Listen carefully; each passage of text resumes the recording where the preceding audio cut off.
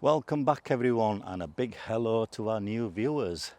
Now today I'm at the Bowling Cemetery in Bradford, and just when you think you've heard it all, you come across another story that involves the gruesome murder of a young child. Now in this blog we're going to take you back to 1962, and we believe the child is buried in this section of the cemetery. So we'll do our best towards the end of the video to bring you back, hopefully to find the headstone and pay our respects. But for now, I'm off to meet Mark, who will take you through the murder trail. We're in Little Gomersal, and this location here on the other side of this fence is the former location of Cross Street, which was demolished in the late 1960s. There was a family that lived at number 5, and they were called the Jennings. The parents were William and Eileen, and they had 4 children. They had Paul, who was aged 4, Stephen, who was aged 3, Susan, aged 2, and they had a 4-month-old baby called Barry. And the story I'm about to tell you dates back to December 1962, and it involves the disappearance of the second eldest child, Stephen. To give you a little bit of a backstory, the baby had been poorly and had been in Dewsbury Hospital, and the day after the baby was discharged, so we're now talking Wednesday, December the 12th, the mother Eileen took the baby to the doctors. William, the father, was off work looking after the children, but arrangements had been made for the 2 eldest children, Paul and Stephen, to go and spend time with a neighbour. That morning, Paul was sent out first, and then Stephen should have followed. When Eileen got back from the doctors, Paul returned home but said that Stephen hadn't been to the neighbours. So they went out and had a look for him, and they couldn't find him. And then the police were called. So back in December 1962, that was the start of a winter that's remembered by people who were around then as being a particularly harsh and bitter one. Lots of snow, lots of frost, very, very cold. And that was the weather situation at the time of Stephen's disappearance. And he had seemingly vanished into thin air. Just one person claimed to have seen him on that Wednesday morning at about 11 o'clock. A 10-year-old boy said he'd seen Stephen here at the top of Town Hill next to a telephone kiosk. So a massive search ensued, and there were 3 police forces from different divisions involved, and the detectives in training in Wakefield also joined in with the search.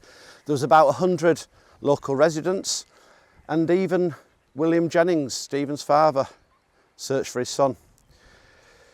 In the vicinity of Cross Street, there was a lot of buildings like farmhouses that have since been demolished, but they were searched. There was allotments, they've gone, but they were also searched. However, one area from those days that has survived is this, the Harryman Dam. This dam was drained and then dragged, but there was no trace of Stephen's body found.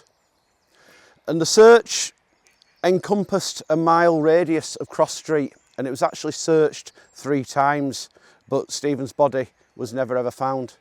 The police engaged with the public as well during the search. They sent out thousands of questionnaires to them, asking them basic questions, have you seen Stephen, etc. But one thing they also did ask for was information about areas that weren't known to the police, things like culverts, old mine shafts, places where Stephen might have gone into to seek shelter from the harsh wintry conditions. But again, it came to nothing. The missing persons inquiry lasted throughout 1963 with not much in the way of developments, although there was a sighting in Castleford in March 1963. A teenager thought he'd seen Stephen playing with another child, but again, that came to nothing. And at the end of the year, the inquiry was pretty much wound up, although it did remain open as an unsolved missing persons case. It's worth noting at this point that the police only identified one potential suspect, and that was William Jennings, Stephen's father. They felt that he lacked emotion and he showed no sign of distress. And they'd also received information from 2 women in the area. They said that they'd seen William carrying a sack across his shoulder at the time of Stephen's disappearance. But again, with no real evidence, there wasn't anything the police could do to act upon that information. They did actually directly accuse William of murder to his face, but he showed no emotion. And again, they couldn't really do anything with that. So for many, many years, the story remained a mystery. A few years later, in March 1965, William and Eileen Jennings were found guilty of child neglect and sentenced each to 18 months in prison. Their youngest, Barry, who was 2 years old at this point, had been found with bruises to his head and dried blood, and he was also malnourished. Upon release from prison, not long afterwards, William Jennings relocated to Dudley, where he was originally from, and Eileen resettled in Bradford, where she remarried. So if we fast forward to April 1988, we're still in the Gomersal area. We've got Royds Park there, Bradford Road runs along the bottom, and this location was the scene of a rather grim discovery by a dog walker by the name of Malcolm Burton. He was taking his Jack Russell Mac for a walk along this path, and the dog went over into what we believe is this area and started rummaging around, getting quite excited. Malcolm went to see what all the fuss was about, and there was a stone wall there which was in a state of collapse back then, and he thought he could see what was a doll's head protruding from the stones. After a little while, he actually discovered that it wasn't a doll, it was actually the skeleton of a child. After the discovery, Malcolm went home to tell his wife all about it, and the first thing that she said was, "Well, you know who that is, don't you? It's little Stephen." So the police were called, and this area was excavated, and they discovered an almost complete skeleton. Only a few bones were missing, and it's thought that the only thing that had stopped the bones being dispersed, as what normally happens, is the fact that it must have been wrapped in something like a sack. There was no clothing found, that had all disintegrated, but there was a pair of sandals found with the body. The burial of Stephen had actually been quite superficial. There wasn't a grave as such. He hadn't been buried underground. It looked like what happened is his body had been placed on the ground, the back to the wall with the knees flexed up, and large stones had been placed on top. Over the years, the wall itself had actually fallen on top of where the body lay. The skeleton was carefully extracted from the site by archaeologists from Bradford University, and the skeleton was found to have broken ribs and a broken arm.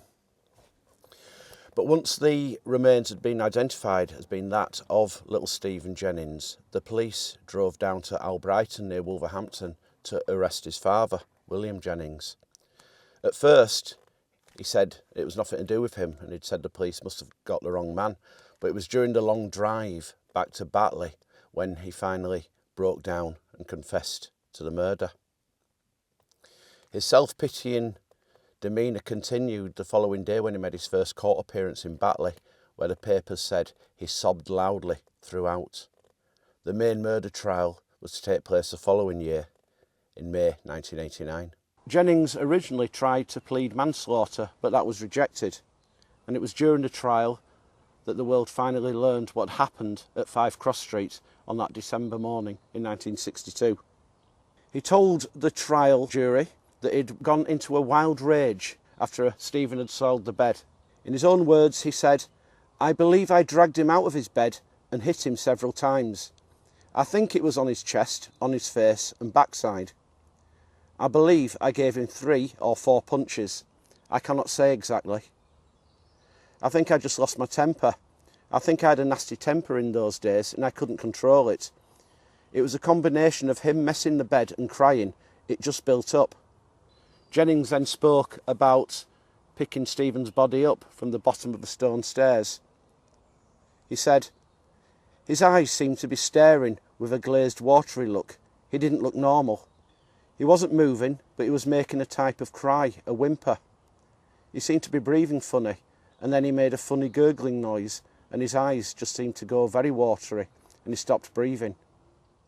Jennings said he put the boy back on the bed and he panicked a bit and even tried blowing into his mouth and pressing on his chest, but was unable to do anything for him.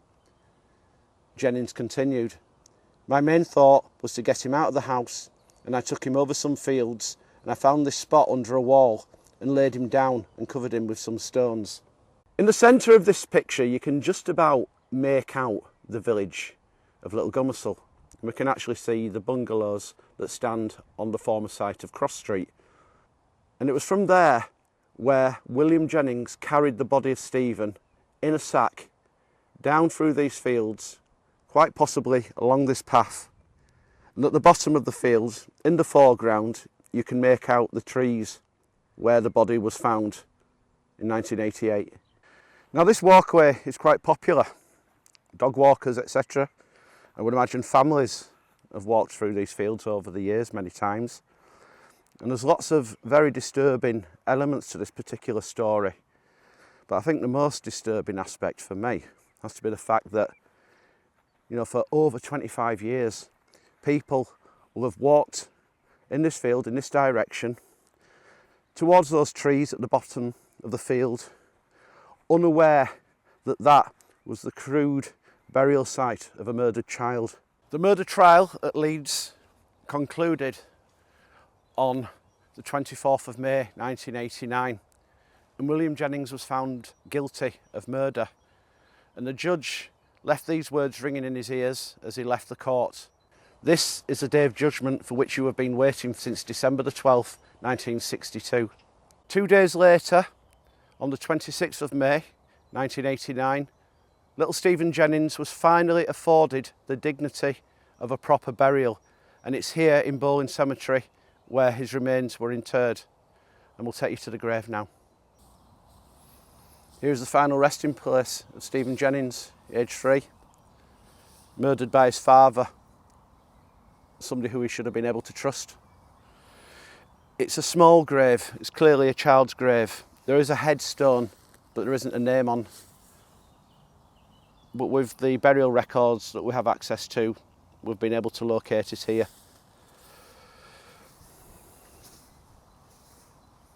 This is such a horrible, horrible story.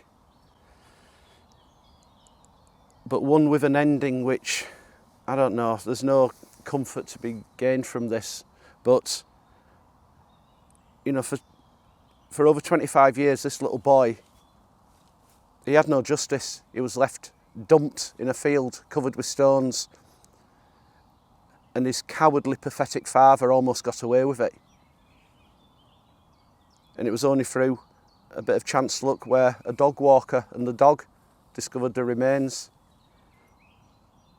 But he's here now, he's at peace. And today we remember Stephen Jennings.